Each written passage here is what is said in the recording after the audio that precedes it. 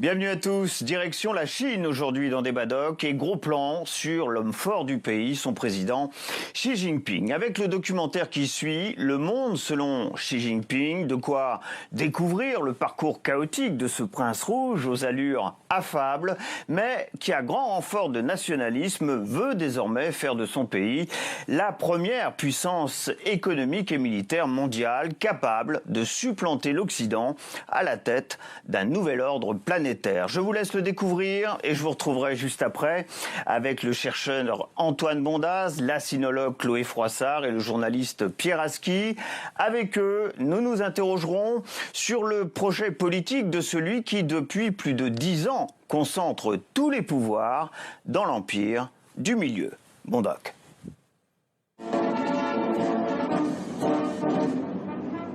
Le 15 janvier 2017 restera gravé dans les annales de l'histoire. Pour la première fois, le sommet économique mondial de Davos en Suisse est inauguré par un président chinois, Xi Jinping.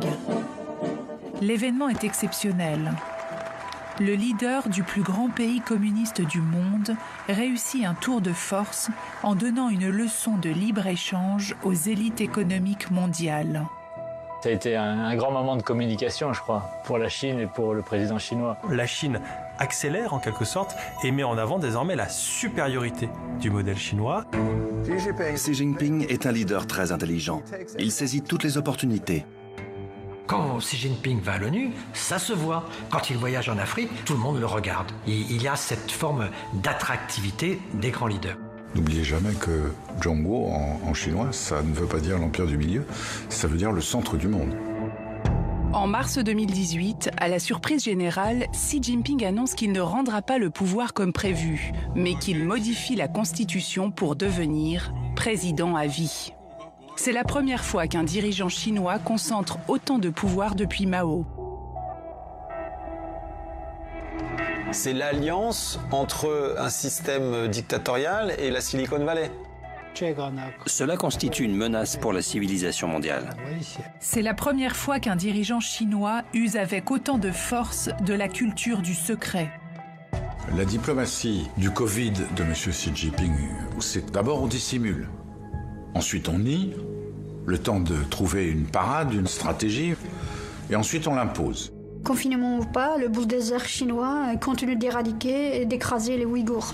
Dans la crise du coronavirus, Xi Jinping verrouille la Chine et opère une fuite en avant. En intensifiant la répression sur les démocrates de Hong Kong, sur les Ouïghours du Xinjiang et en accentuant les menaces militaires sur Taïwan. Et si les Européens veulent mettre la tête dans le sable, entre guillemets, en pensant qu'un conflit avec Taïwan serait un conflit local, ils se trompent.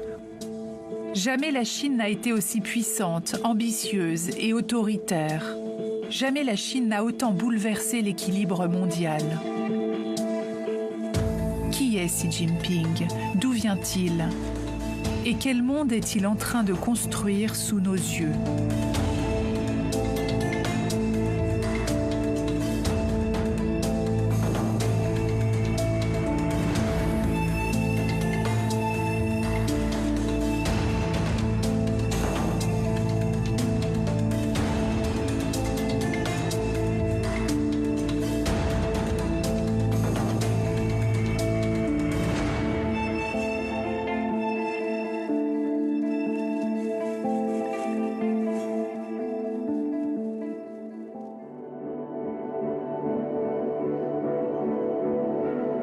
Un an après le début de la pandémie, alors que le monde entier s'enlise dans la crise et peine à comprendre l'origine du virus, le président chinois triomphe.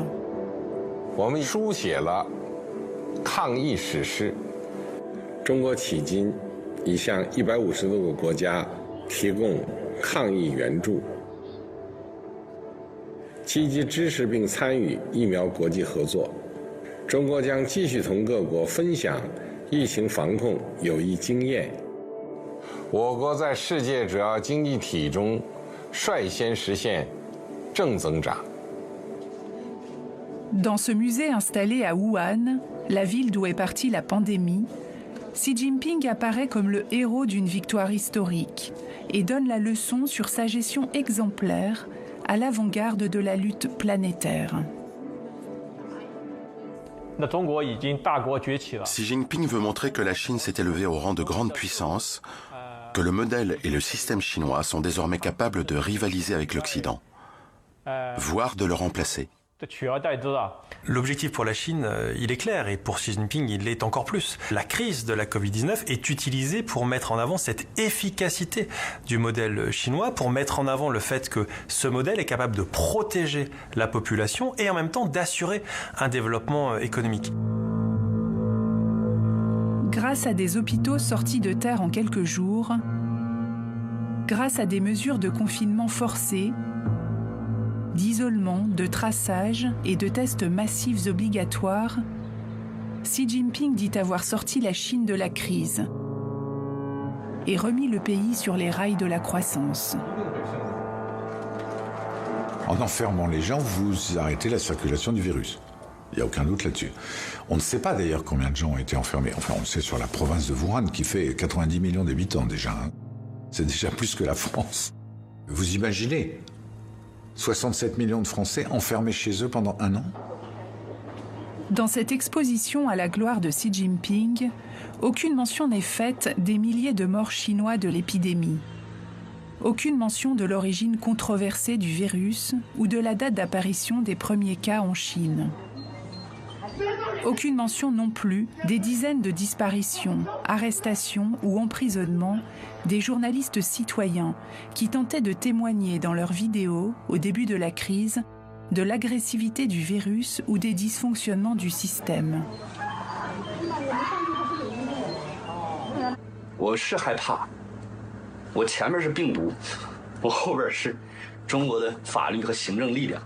Ce qui est clair, c'est que les enjeux politiques ils sont considérables pour le régime politique chinois aujourd'hui. Et si le régime a des informations qui sont potentiellement compromettantes, qui remettraient en cause le récit national, alors ces informations doivent disparaître.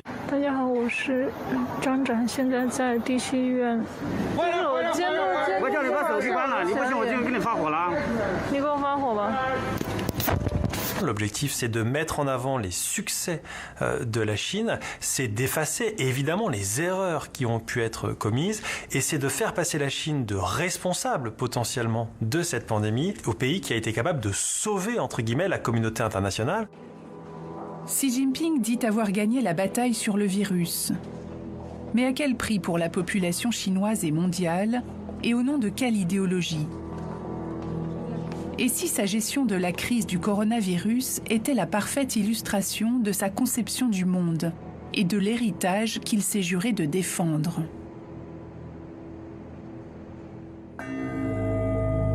Pour comprendre cet héritage, il faut pénétrer dans les arcanes du Parti communiste chinois.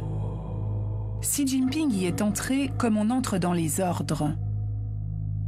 Après son élection à la tête du parti, il vient ici, sur le site historique de la première réunion du parti en 1921, pour prêter solennellement serment, comme dans une église, sous les yeux des illustres fondateurs du communisme chinois.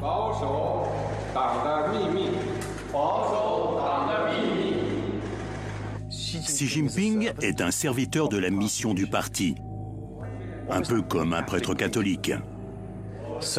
Il est parfaitement entraîné pour accomplir cette mission.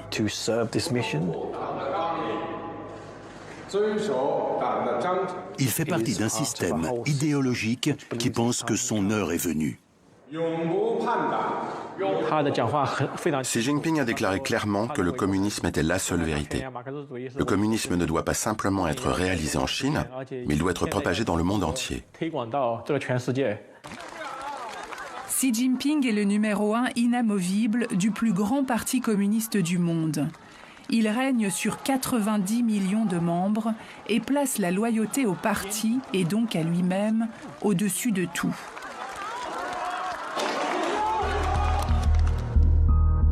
Quelques mois après son investiture, fin 2012, un premier masque tombe. Ses opposants diffusent dans la presse un document confidentiel dans lequel Xi Jinping aurait synthétisé sa pensée. On y découvre un Xi Jinping préoccupé par les forces étrangères hostiles, énumérant les 7 idées occidentales les plus dangereuses pour la Chine, comme la démocratie, les valeurs universelles des droits de l'homme ou la liberté de la presse. On se rend compte que l'ennemi principal, c'est ce qu'il désigne comme étant les forces étrangères hostiles. Et qu'est-ce que ça veut dire ? En fait, ça veut dire que le danger, c'est les valeurs universelles. Le danger, c'est la démocratie libérale. Et donc, le danger, c'est l'Occident. Les clés de cette guerre idéologique et les ressorts qui structurent la personnalité du président chinois se trouvent pour la plupart dans son histoire personnelle. Une histoire qui se confond avec la grande histoire.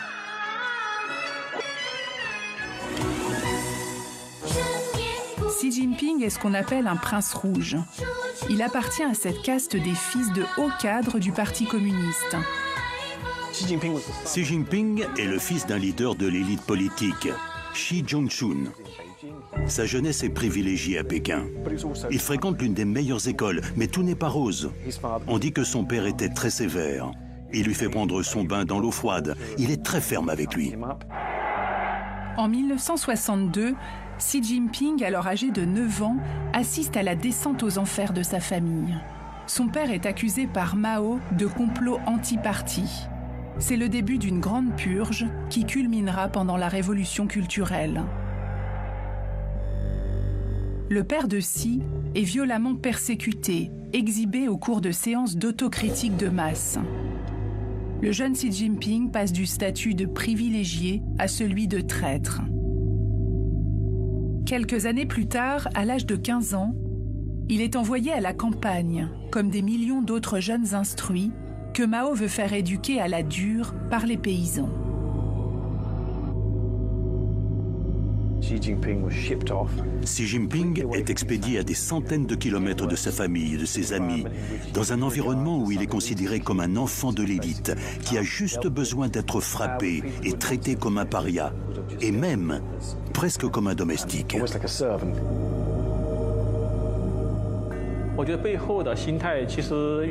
Pour utiliser une image facile à comprendre pour un occidental, on peut dire que l'arrière-plan psychologique, c'est le syndrome de Stockholm. Quand une personne qui a été enlevée prend le parti de ses ravisseurs. Comme elle ne veut plus être la victime, elle adopte la manière de penser de ses ravisseurs. Xi Jinping s'est dit qu'il devait prendre le pouvoir pour ne jamais devenir une victime. C'est la raison pour laquelle il a adopté les méthodes de Mao Tse-tung.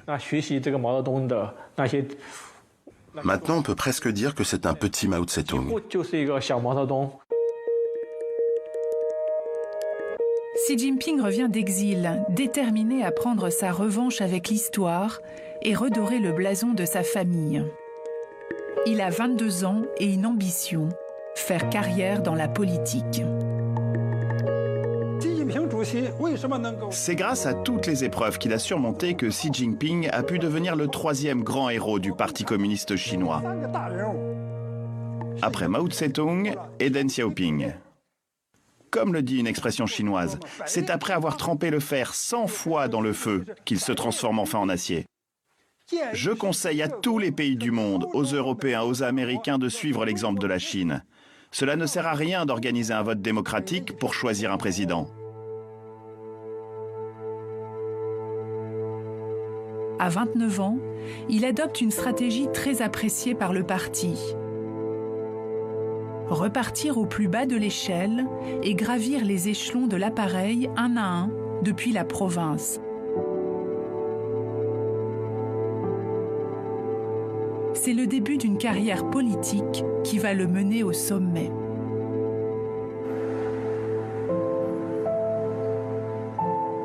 Le 15 novembre 2012, c'est lui qui devient numéro 1 du Parti communiste chinois avant d'être intronisé président de la République populaire de Chine. Sa revanche personnelle accomplie, il va maintenant porter la revanche de tout un peuple et réaliser la grande mission du Parti communiste. Xi Jinping élabore un programme fédérateur pour la population, le rêve chinois. La Chine doit devenir la première puissance mondiale économique et militaire en 2049 pour fêter les 100 ans de la République populaire.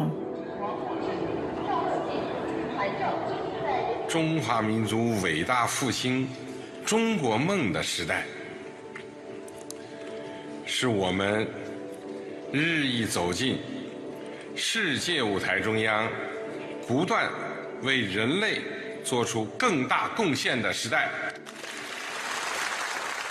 Dans ce rêve chinois de Xi Jinping, cette Chine de Xi Jinping, il n'y aura qu'une seule identité. Il n'y aura pas de différence. Et toute différence ne sera pas tolérée.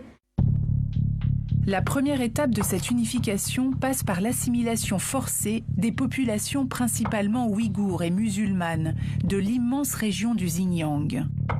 Cela passe également par la mise au pas de Hong Kong, où Xi Jinping veut en finir avec les démocrates. Xi rêve enfin de s'emparer de l'île de Taïwan, de fait indépendante depuis 1949. La Chine est devenue un État totalitaire parce qu'elle a mis au point une idéologie. C'est un élément décisif. Sous Xi Jinping, le pragmatisme a disparu et c'est une idéologie qui l'a remplacé avec des concepts comme le rêve chinois, le grand rêve nationaliste de la Chine. La Chine est devenue un État conduit par l'idéologie et nous qui étudions les États savons que lorsque les États deviennent idéologiques, ils deviennent dangereux. Dans ce film de propagande, Xi dévoile la première étape de son projet, construire de nouvelles routes de la soie. Un projet pharaonique qui doit couvrir toute la planète de routes de commerce chinoises pour le bonheur de l'humanité. C'est la première fois qu'un président chinois lance de grands travaux à l'extérieur de son territoire. Xi Jinping débloque 1000 milliards de dollars pour construire des chemins de fer, des ports, des voies maritimes. Vers l'Asie d'abord, pour remédier au manque d'infrastructures, puis vers l'Europe, le Moyen-Orient, l'Afrique, l'Amérique latine. Un projet sans équivalent dans l'histoire de l'humanité. Avec un objectif central, accélérer les échanges commerciaux et vendre en un temps record toutes les marchandises chinoises pour maintenir la croissance à flot. Le projet des nouvelles routes de la soie, c'est une vision stratégique majeure pour le président Xi Jinping. C'est un plan à long terme. Nous n'avons pas de vision à long terme aux États-Unis ou dans d'autres pays occidentaux, ni pour nous-mêmes et encore moins vis-à-vis de la Chine. Xi Jinping propose aux pays les plus pauvres de leur prêter l'argent nécessaire à la construction de nouvelles infrastructures commerciales. Une soixantaine de pays se laissent tenter.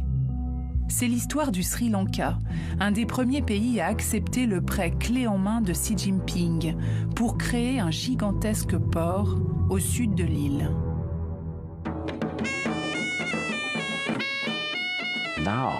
Aujourd'hui, le Sri Lanka est devenu un port de transit très actif et très rentable. Je pense que le président Xi Jinping prêche une vision du monde futuriste, où tous les pays peuvent vraiment se rejoindre dans cette exceptionnelle tendance de développement. Aucun pays ne doit être laissé pour compte.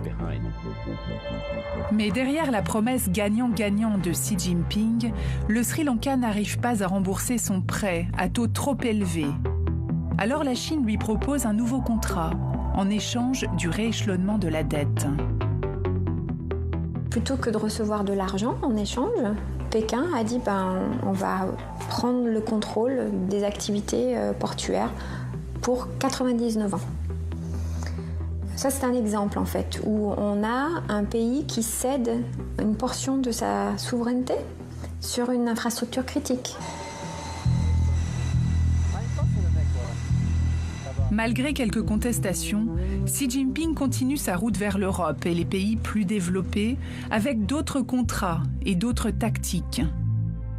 Il rachète d'abord des infrastructures stratégiques, comme le port du Pirée en Grèce ou une partie de l'aéroport de Toulouse en France, qui sera revendu par la suite, et propose des échanges dans tous les domaines. La route de la soie, c'est un projet chinois pour les Chinois, mais aussi pour les autres. Il y a une place pour nous, mais naturellement, ça correspond aux objectifs chinois. La route de la soie, c'est la constitution d'un continent, l'Eurasie. Au fond, c'est le partenariat entre l'Asie et l'Europe.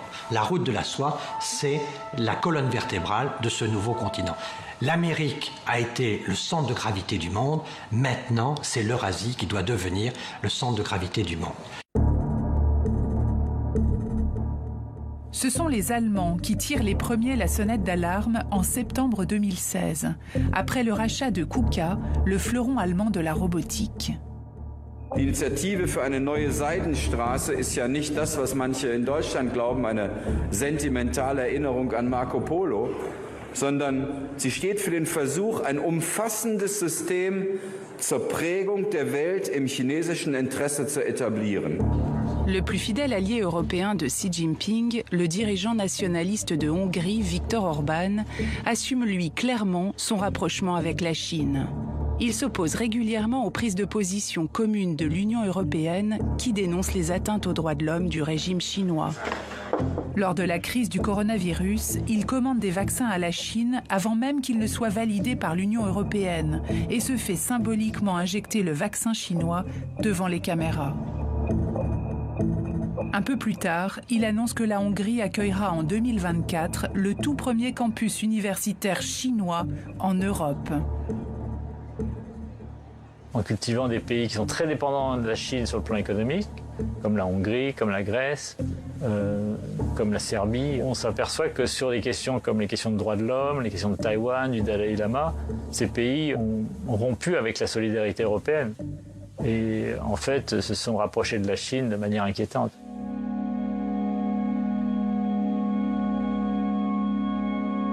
Mesdames et messieurs, une surprise de taille attend le président français Emmanuel Macron quand il défend en juin 2017 au Conseil européen une loi pour protéger les entreprises stratégiques européennes des rachats chinois.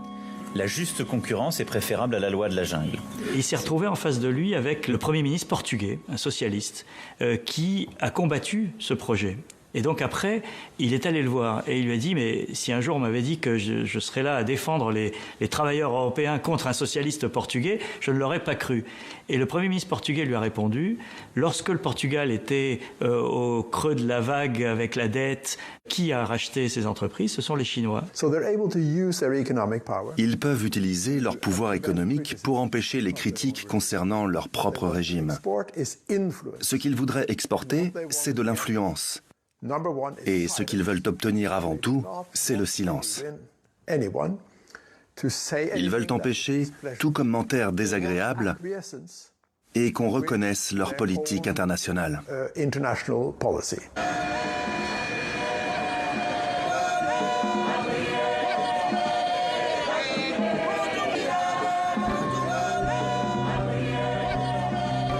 C'est sur le continent africain que la stratégie de Xi Jinping est la plus aboutie. Depuis qu'il est au pouvoir, il organise chaque année une tournée auprès des chefs d'État africains pour faire lui-même la promotion de son modèle politique qu'il appelle la solution chinoise. Un modèle clé en main dans lequel le premier droit humain est le droit au développement économique.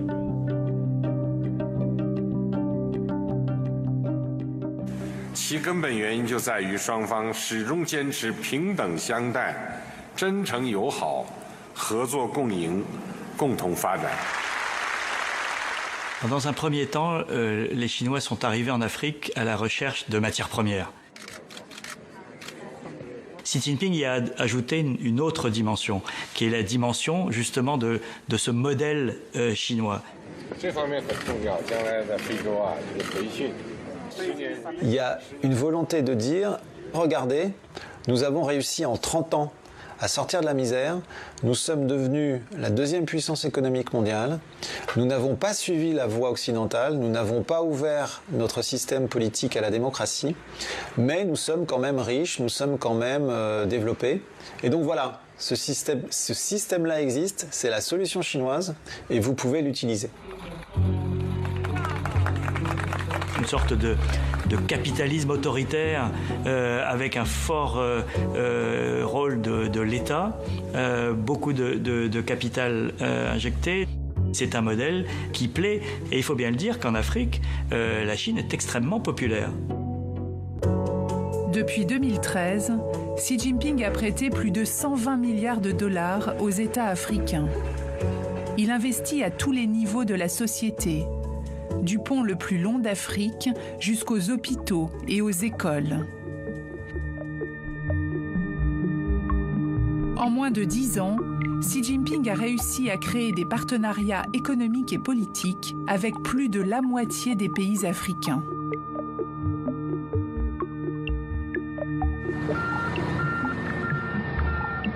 Pour assurer la sécurité de son commerce avec l'Afrique et pérenniser ses investissements, Xi Jinping a franchi un cap qu'aucun de ses prédécesseurs n'avait osé franchir.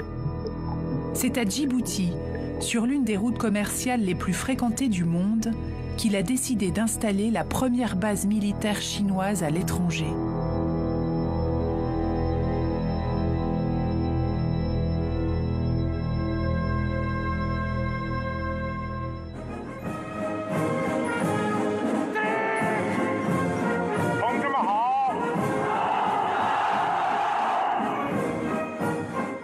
Depuis qu'il est au pouvoir, Xi Jinping multiplie les démonstrations de force. Sur la place Tiananmen, il inaugure les plus grandioses défilés militaires qu'ait connus la Chine.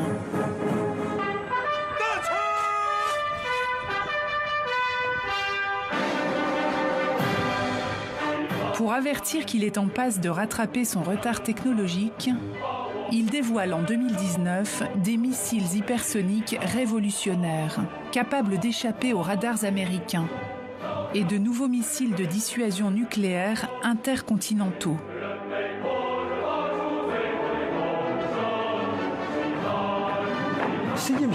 Le président Xi a proposé de construire une armée de premier rang. L'armée de premier rang signifie l'armée la plus puissante au monde, plus puissante encore que celle des États-Unis. Dans 2 ou 3 décennies, en 2049, nous dépasserons les États-Unis en termes de puissance militaire, ça ne fait pas le moindre doute.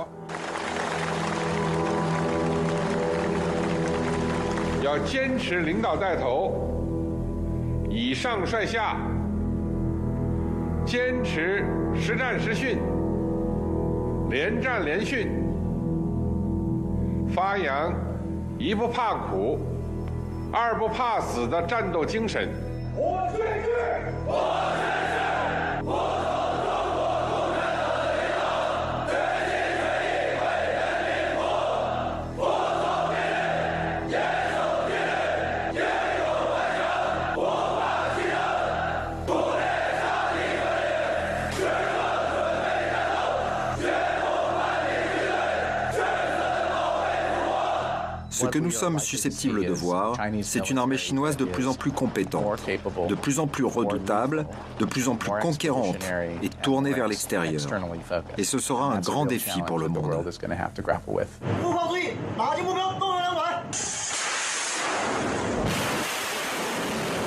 C'est au sud de la Chine, en mer de Chine méridionale et dans le Pacifique, que Xi Jinping a décidé d'affirmer sa puissance militaire en multipliant les démonstrations de force. Juste en face des bases américaines, très présentes dans la zone depuis la Seconde Guerre mondiale.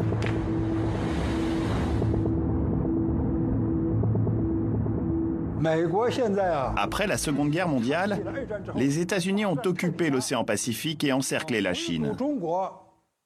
Ils n'auraient pas dû faire une chose pareille. C'est malhonnête. D'ici 20 ans, nous aurons forcé les États-Unis à retirer tous leurs navires de guerre de cette région du Pacifique. Depuis 2012, Xi tente de s'approprier les eaux territoriales et les îles appartenant à ses voisins, comme le Japon, les Philippines, la Malaisie ou le Vietnam. Il revendique une souveraineté historique sur la quasi-totalité de la mer de Chine du Sud.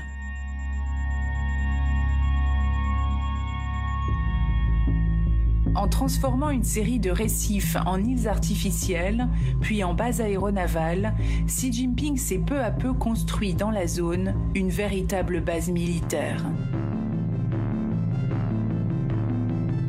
Début 2021, tous les pions sont placés pour un coup de force sur l'île de Taïwan.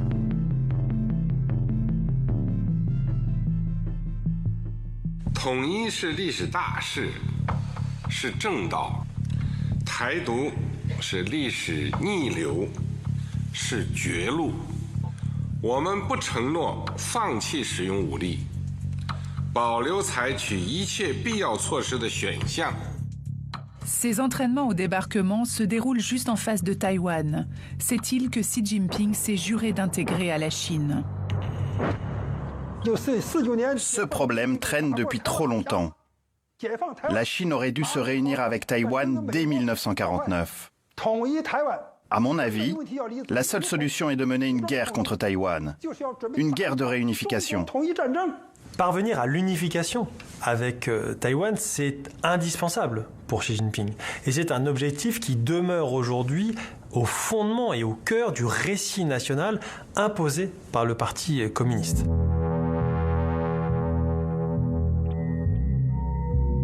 Taïwan, c'est le contre-modèle insupportable pour le Parti communiste.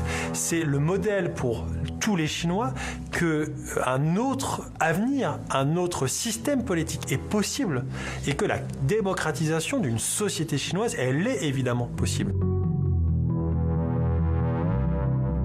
C'est sur cette base en Mongolie intérieure que l'armée chinoise aurait même reconstitué le palais présidentiel de Taïwan pour simuler différents scénarios d'assaut. Et depuis début 2021, Xi Jinping multiplie les incursions réelles de chasseurs et de bombardiers dans la zone même de défense aérienne de Taïwan. Taiwan is clearly one of their ambitions, not only on the development, the numbers of ships, aircraft, rockets, etc. that they've put in the field, but the way they're advancing those capabilities as well. And I think the threat is manifest during this decade, in fact, in the next 6 years. Depuis 1979, une loi américaine oblige les États-Unis à s'assurer que Taïwan soit à tout moment en mesure de repousser une éventuelle invasion chinoise. C'est donc ici, dans cette zone, que se cristallise l'affrontement entre les deux grandes puissances du XXIe siècle.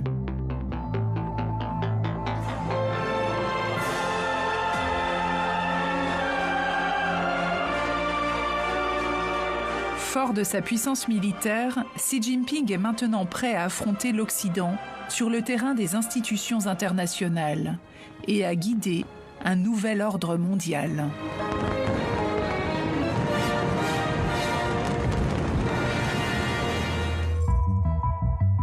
Il compte sur la nouvelle influence de son propre sommet international, l'OCS, le sommet de Shanghai sur la sécurité. En juin 2018, le sommet de Xi Jinping se réunit au même moment que le G7, le sommet des plus grandes puissances démocratiques du monde. Donc on a les instruments de l'influence chinoise. On a la route de la soie qui est la stratégie économique et d'influence politique considérable qui va jusqu'aux côtes de l'Afrique. On a cette alliance politico-militaire qui est l'Organisation de coopération de Shanghai, et ça fait sens, ça fait un système autour de la Chine qui est sans précédent, en tout cas dans l'ère moderne, et qui est un véritable pendant à l'organisation du monde telle que les États-Unis l'avaient organisée depuis la Deuxième Guerre mondiale. Xi Jinping préside le sommet avec à ses côtés son fidèle ami Vladimir Poutine, exclu du G7. À sa table, les 4 républiques autoritaires d'Asie centrale et surtout 2 nouveaux venus, l'Inde et le Pakistan. Deux puissances nucléaires rivales que Xi a réussi à réunir. 具有历史性意义。随着成员国数量增加，我们的力量进一步壮大，地区各国人民和国际社会对我们的关注和期待越来越多。 En réunissant aussi comme futurs partenaires des pays comme l'Iran ou la Turquie, à qui il promet une oreille attentive, Xi Jinping donne une légitimité incontestable au caractère global de son sommet. La stratégie de Xi Jinping pour imposer un nouvel ordre mondial, c'est de marcher sur deux jambes, comme aurait dit le président Mao. C'est-à-dire, d'un côté, devenir plus influent dans les organisations multilatérales existantes, et d'un autre côté, créer de nouvelles organisations multilatérales qui sont non occidentales, qui sont inspirées par la Chine et qui répondent beaucoup plus sur le plan idéologique aux intérêts et aux valeurs de la Chine populaire. Il y a plus de 180 organisations dirigées par les Chinois sur la planète au titre des routes de la soie, qui viennent, au lieu de renforcer le système des Nations Unies, concurrencent le système des Nations Unies. Il y a des gens qui trouvent ça formidable. 来宾和家人的健康，干杯！ Xi Jinping rêve d'imposer son nouvel ordre mondial aux dépens de l'Europe et des États-Unis. Et pour cela, il propose de construire une grande unité mondiale avec au centre la Chine. La grande unité mondiale signifie que tous les peuples du monde vivent au sein d'une grande famille et partagent le même bonheur, la même sécurité et la même joie. Contrairement au monde d'aujourd'hui, où les États-Unis sont le seul pays à régner en maître sur les autres, comme un tigre qui s'apprête à dévorer des moutons. Le monde de Xi Jinping repose sur une promesse centrale, celle de l'enrichissement pour tous.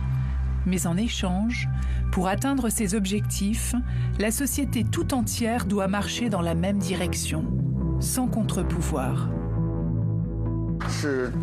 L'ère de Xi Jinping est la plus mauvaise pour la presse chinoise depuis les 40 dernières années.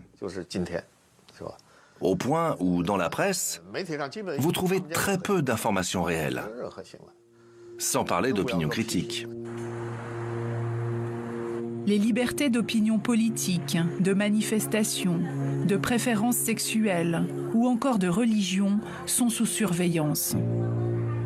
Tout manquement à l'idéologie du Parti communiste est une infraction à la loi chinoise. Le moindre faux pas est sanctionné. Les prisonniers politiques se comptent par centaines de milliers.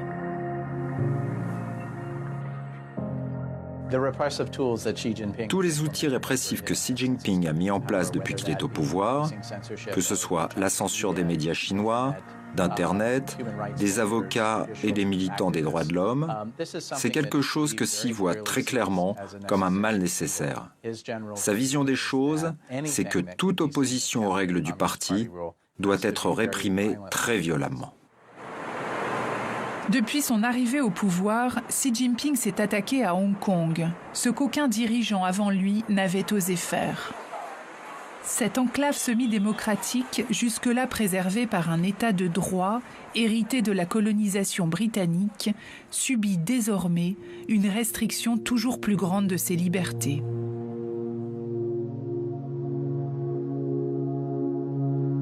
En 2019, Xi Jinping amorce un projet de loi pour faire extrader vers Pékin les démocrates résistants pour toutes sortes d'accusations prétextes. Cette tentative de reprise en main déclenche un mouvement de manifestation démocratique d'une ampleur sans précédent. Xi Jinping veut mettre fin le plus rapidement possible à cette gangrène de Hong Kong. C'est très grave. C'est une crise qui peut dégénérer. Ce qui faisait ces dernières décennies les fondements de la société hongkongaise, la liberté d'enseigner, la liberté de presse, des formes démocratiques, notamment à travers les élections locales, etc. L'ensemble de ces valeurs, elles sont remises en cause. En 2020, Xi Jinping profite de la crise du Covid pour faire adopter par l'Assemblée populaire une loi sur la sécurité nationale qui lui permet de faire arrêter et condamner les leaders historiques du mouvement démocratique. La loi chinoise commence à s'appliquer à Hong Kong et donc Pékin est en train d'annexer purement et simplement Hong Kong. Le système judiciaire s'est complètement détérioré. Nous voyons maintenant que le système judiciaire est devenu un outil du Parti communiste pour réprimer les démocrates. Hong Kong est comme un enfant sans défense qui va mourir étouffé par un gros serpent.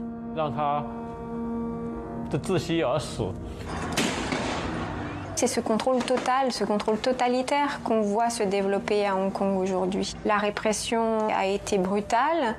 Beaucoup de Hongkongais ont décidé de se réfugier à l'étranger parce qu'ils considèrent que c'est la seule solution pour eux d'entrer en résistance. Une seconde loi permet de placer à la tête de Hong Kong des élus pro-Xi Jinping. Les candidats hongkongais jugés pas assez patriotes par la police ne peuvent plus se présenter aux élections. Le problème de Hong Kong ne concerne pas seulement le petit territoire de Hong Kong. Je pense que Hong Kong est à l'avant-garde de la lutte entre l'Occident et la Chine, entre la démocratie et la dictature. Parce que si Hong Kong perd, c'est tout l'Occident, tout le monde démocratique et libre qui perd.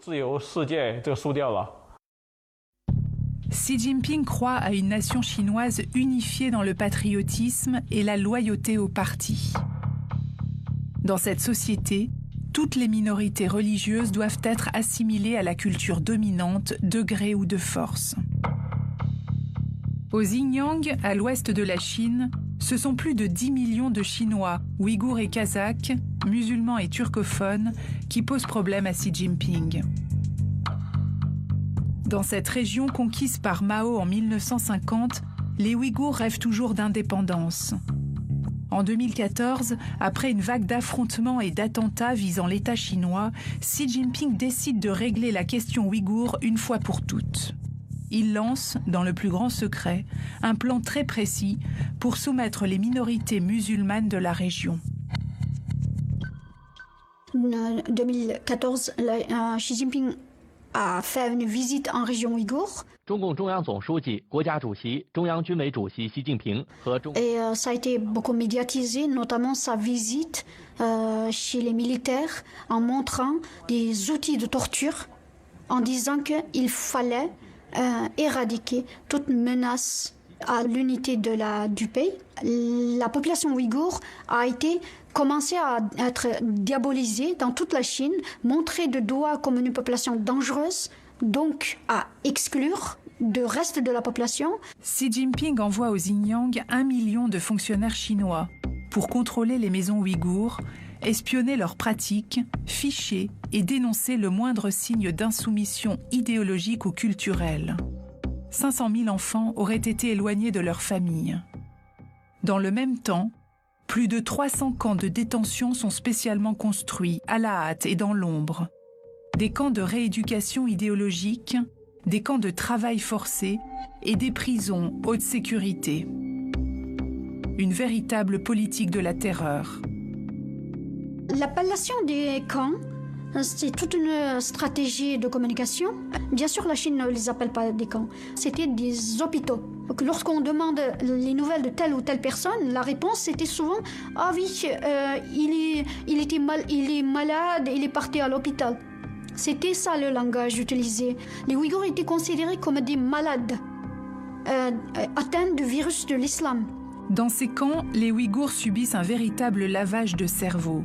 Leur religion, leur langue et leur culture doivent disparaître au profit du parti et de la culture Han dominante. Depuis 2017, il y aurait en permanence au moins 1 million de personnes internées de force dans ces camps. Des centaines de témoignages de viols et de tortures ont été répertoriés.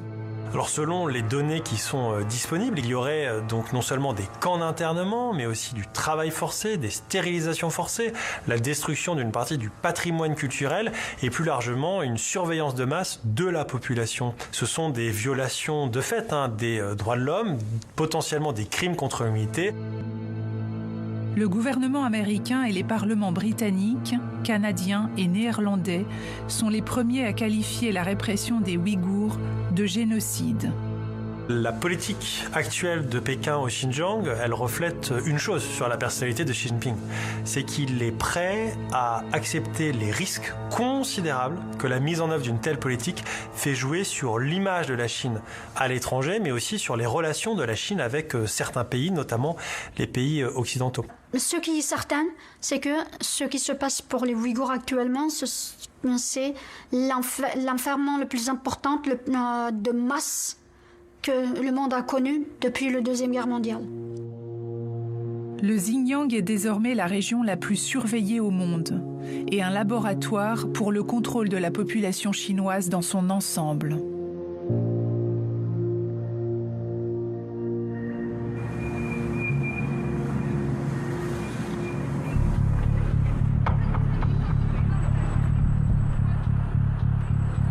Pour assurer la stabilité du régime, Xi Jinping veut être le premier au monde à créer un système généralisé de contrôle de la population capable de régir tous les aspects de la vie des citoyens. Pour cela, il teste actuellement dans plusieurs villes chinoises un système de surveillance et de notation appelé crédit social. Une nouvelle technologie de reconnaissance faciale met instantanément un nom et des informations personnelles sur un visage, même en mouvement. Les Chinois sont donc officiellement tous fichés par un logiciel policier.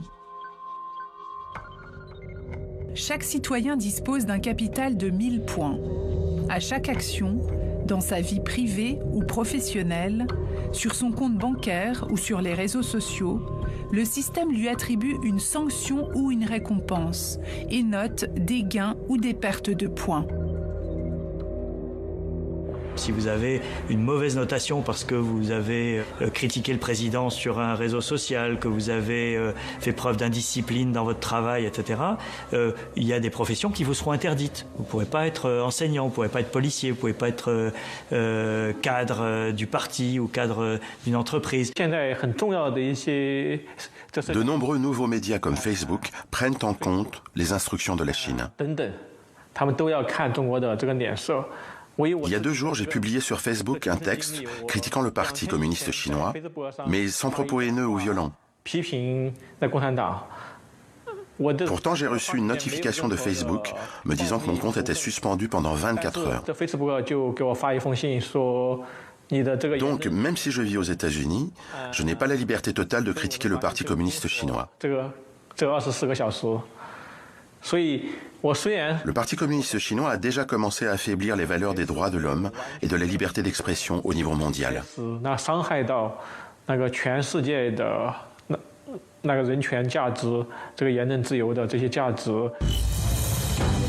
Une loi adoptée en 2017 oblige les entreprises chinoises de télécommunications installées à l'étranger à collaborer avec les services secrets chinois et à préserver la confidentialité de ces échanges. Les États-Unis, la Suède ou la Grande-Bretagne refusent les technologies chinoises de 5G de crainte d'être espionnés.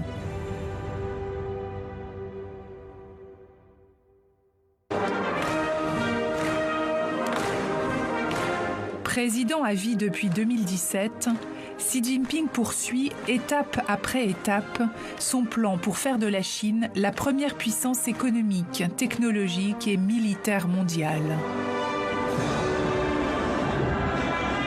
Alors que la population chinoise, dans une large majorité, semble adhérer au rêve chinois de toute puissance, promis par Xi Jinping, la communauté internationale semble avoir pris conscience du vrai visage du président chinois et de la nature de son régime. Pour la première fois, elle demande officiellement des comptes à Xi Jinping sur les sujets les plus brûlants, à commencer par la crise du coronavirus, partie de Chine et qui a causé des millions de morts dans le monde entier. 1 an et demi après l'irruption de cette pandémie, la Chine n'a toujours pas expliqué pourquoi elle a gardé le silence sur la transmission agressive du virus et pourquoi de fausses pistes ont été lancées sur son origine par des officiels chinois. C'est peut-être la première fois dans les 2 ou 3 dernières décennies que la Chine mène une campagne de désinformation, une campagne de propagation de rumeurs et de fausses informations, afin encore une fois de faire perdre du temps aux autorités politiques étrangères. L'enquête de l'Organisation mondiale de la santé à Wuhan, étroitement contrôlée par le parti, est un échec. L'origine du virus demeure un mystère. Alors, pour comprendre le virus chinois et éviter que le scénario ne se reproduise, la communauté scientifique internationale lance plusieurs appels à la Chine pour avoir accès à toutes les données sur toutes les hypothèses, y compris celle de l'accident de laboratoire. As I have said, all hypotheses are on the table and warrant complete and further studies from what I have seen so far. Pour la Chine, la piste de l'accident de laboratoire est évidemment extrêmement compliquée. Pour une raison simple, c'est qu'elle remet en cause l'ensemble du récit national imposé par la Chine et potentiellement, elle ferait de la Chine le responsable de la pandémie et non pas le pays responsable qui a essayé de sauver le monde.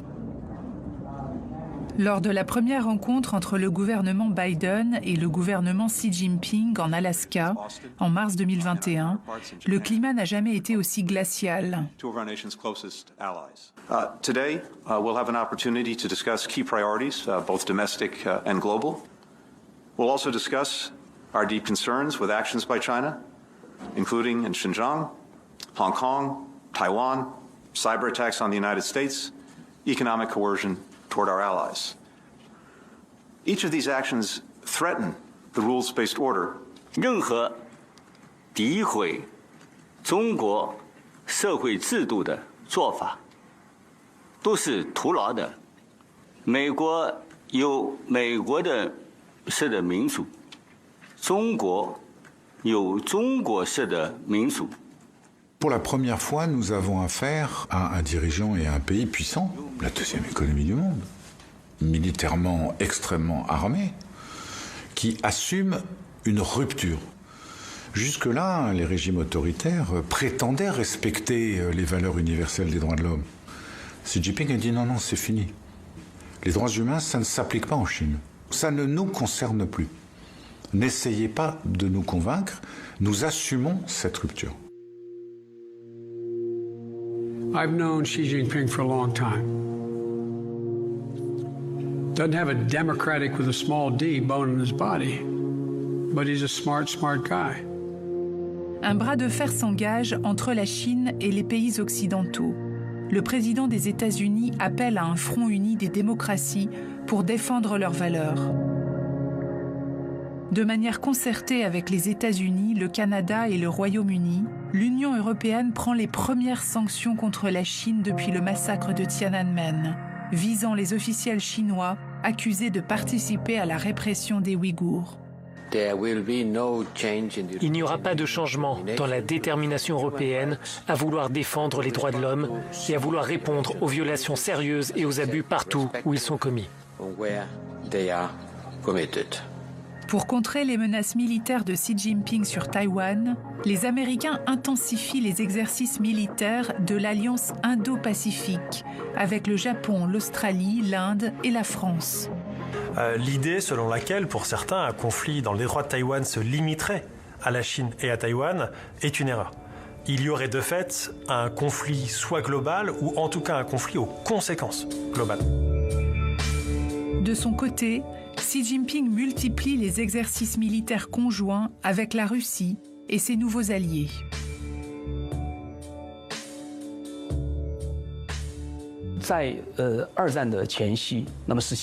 Avant la Seconde Guerre mondiale, le nazisme et le fascisme étaient une menace pour le monde.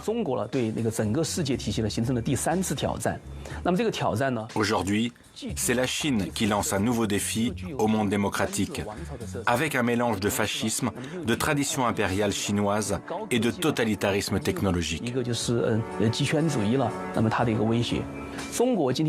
Si l'on prend en compte le fait que la Chine est la deuxième économie, la première population, le quatrième territoire et le plus grand parti autoritaire du monde, on comprend que le défi qu'elle représente est plus dangereux que les précédents défis. Si Xi Jinping parvient à réaliser le plan qu'il s'est fixé, c'est un régime autoritaire qui commandera la marche du monde.